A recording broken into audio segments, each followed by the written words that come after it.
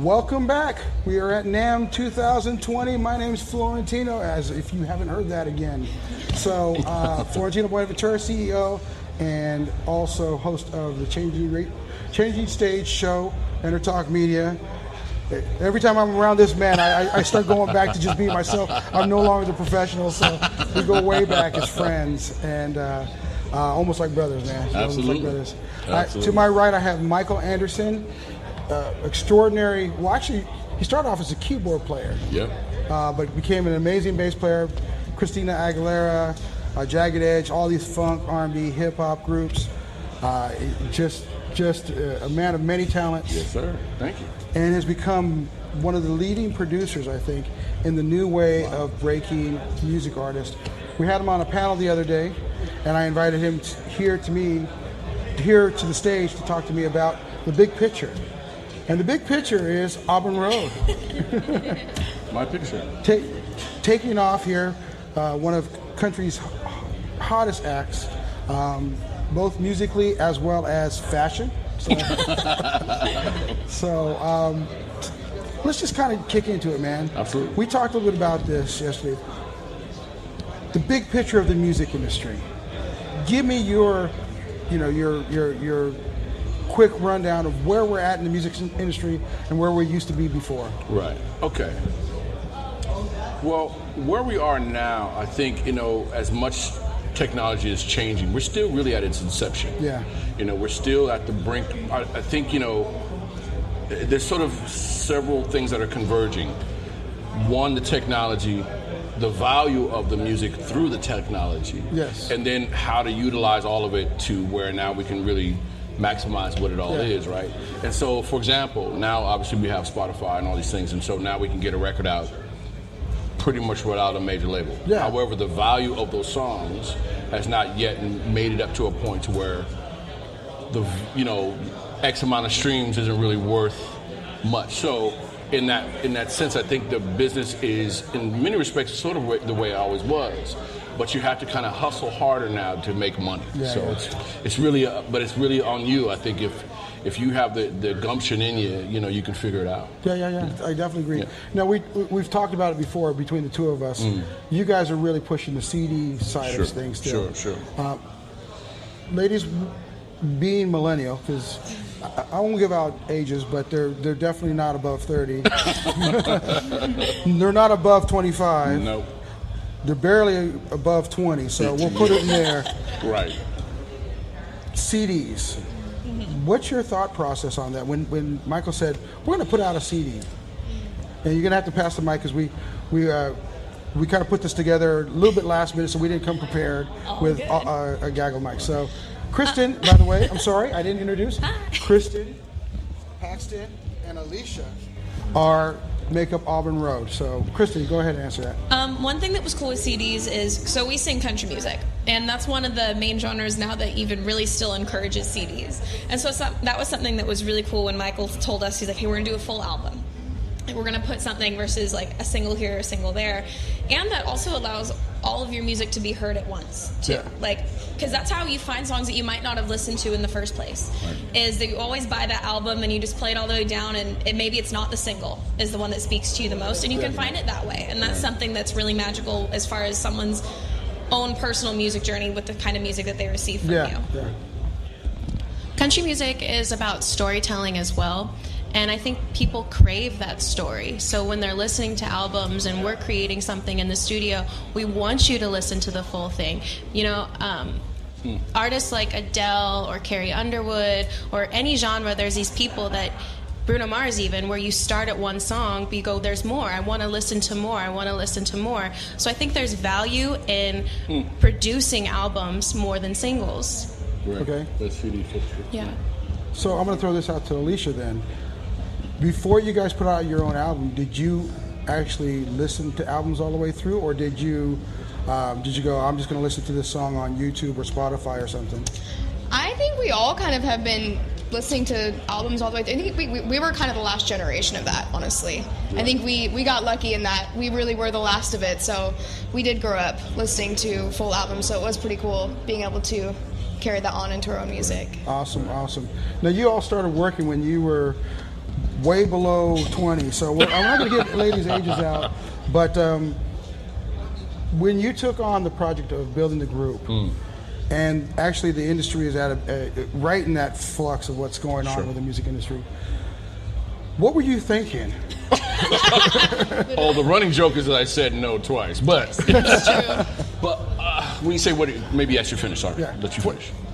You're like, were you Morris Day going, I got a girls group? Or no, I'm joking. That's an old running joke between us. Girls group? Right. No, what were you thinking about?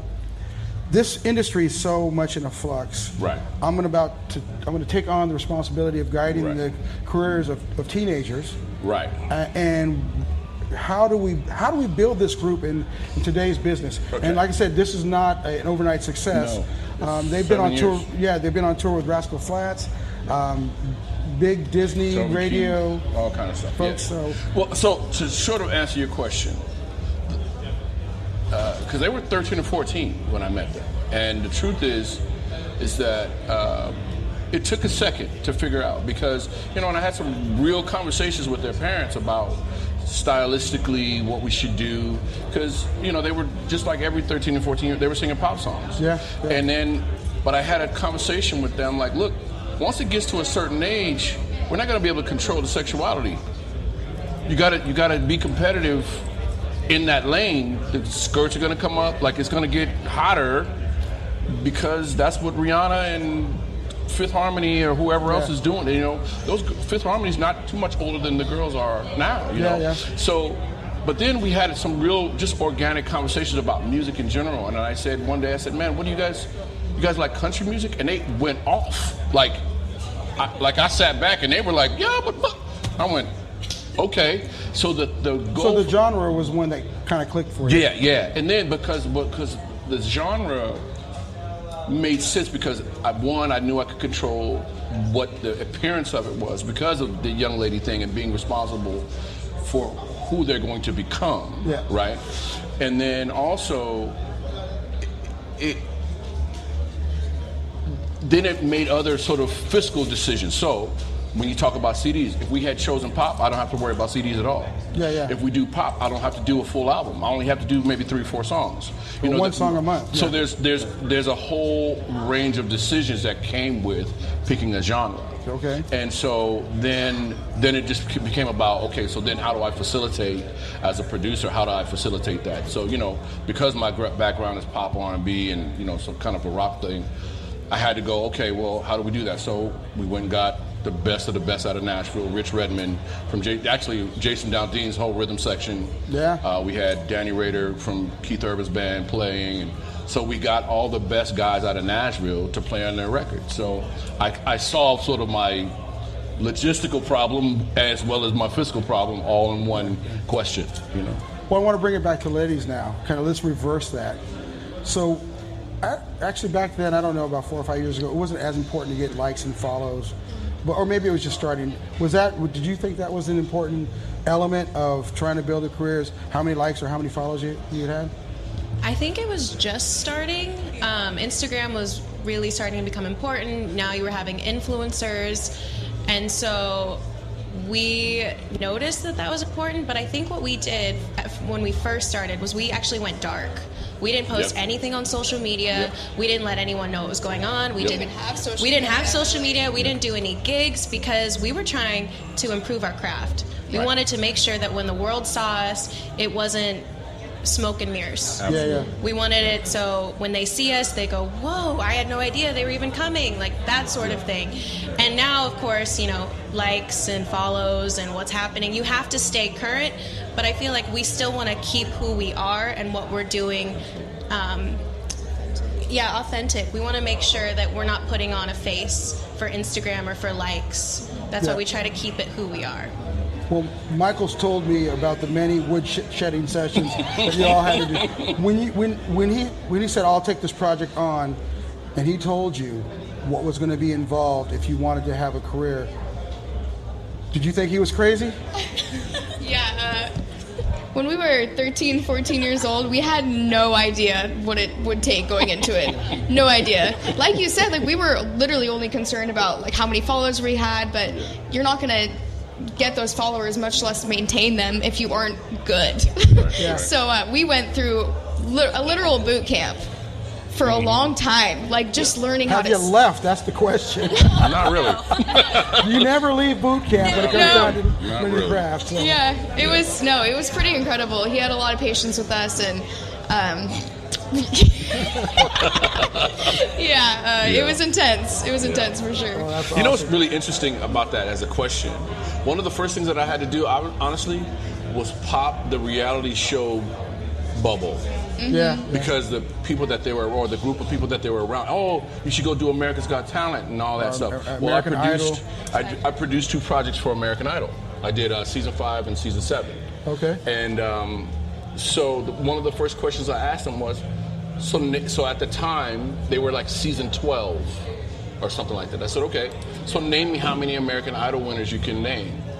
And everybody can remember, Carrie Underwood, Kelly Clarkson, so you get 3 or 4. Yeah, and there's a bunch of sub ones, And then you don't, like George Sparks or somebody else. You remember Jennifer Hudson. Jennifer Hudson, who didn't win. You remember Daughtry, who didn't win. You remember a bunch of faces, but you don't always remember the winner. So I went, so now watch this. So from the end of that show till September, or whenever the next season will start, that's how long your career after American Idol is if you don't get out here and hustle. So what is the value of the TV show? Because in the end, it's not a music show. It's a TV drama show it's a that drama has show music, that has music on it. yeah. Right. So the thing is that it's not really a career play unless all you want to be is popular. Yeah.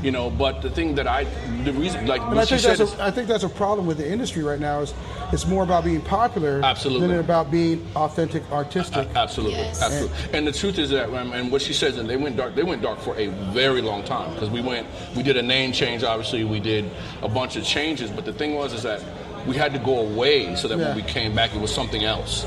But That's huge, when they came back, it was like, oh no, y'all could sing and the whole thing. So it was really about let's put the work in. So rather than being popular, let's be popular because we're good.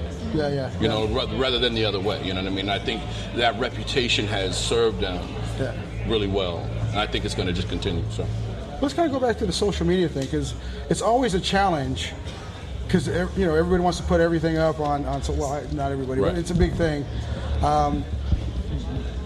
Ladies, from a marketing standpoint, how constructed of a social media presence do you have? That's something that we're definitely working on every day. But it's kind of like Pax said, because with social media, we're super lucky to be able to use it to get to as many people as we can all over the country, to get our music out there to people that don't live near us or maybe don't have a chance to come see us in person.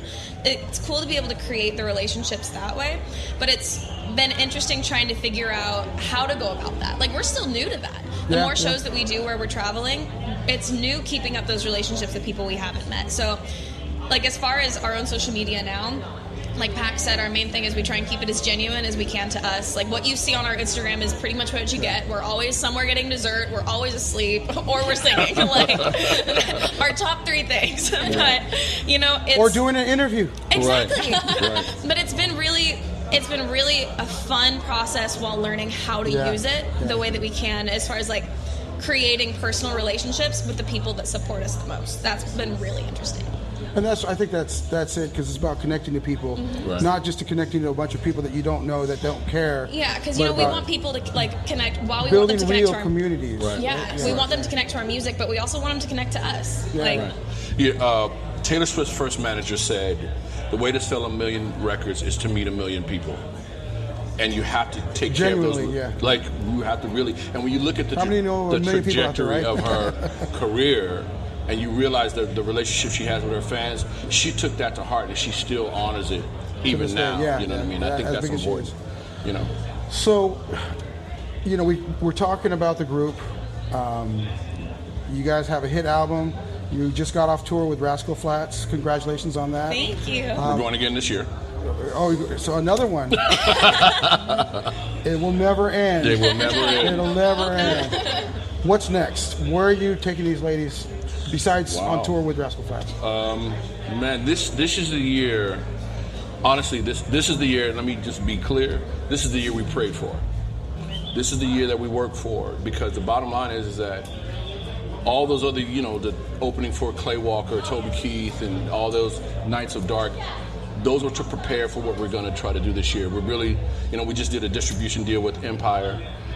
Congratulations on that, by the way. Thank you. And, we have some great partners in terms of investment. Let's go back to Empire. That's Oh, sure. interesting because predominantly that's been an R&B, funk, hip-hop label. Yeah.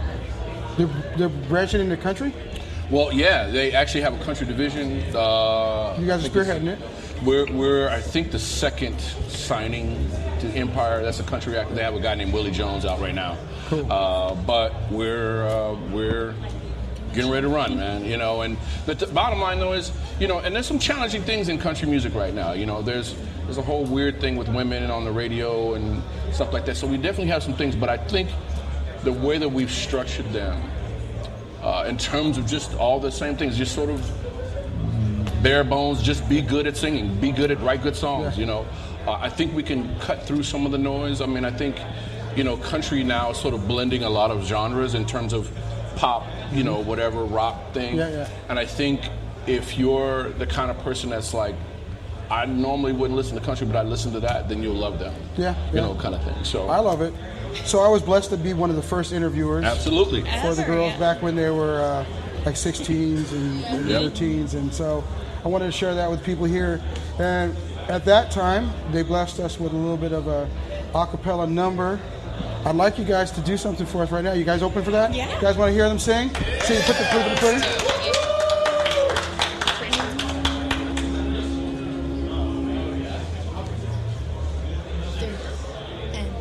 If you ever change your mind about leaving me behind, oh, bring it to me, bring your sweet loving, bring it on home to me.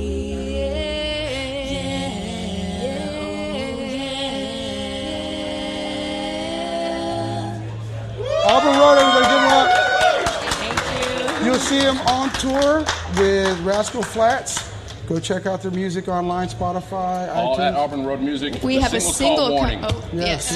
We have a single coming out. It's called Warning. Thank you. Ladies, I love you. I'm so proud. I'm so proud of how you've grown. You guys keep your head straight. Make sure he stays right. We My will. brother, we've known each other for Forever. I don't want to say how many years. Longer than they've been alive, though. So, with that said, Yep. This has been the Changing Stage Show. My name is Florentino, Michael, Kristen, Paxton, Alicia, Intertalk Media 2020 NAMM. Stay tuned for the next interview. Thank you. We out. Thank you.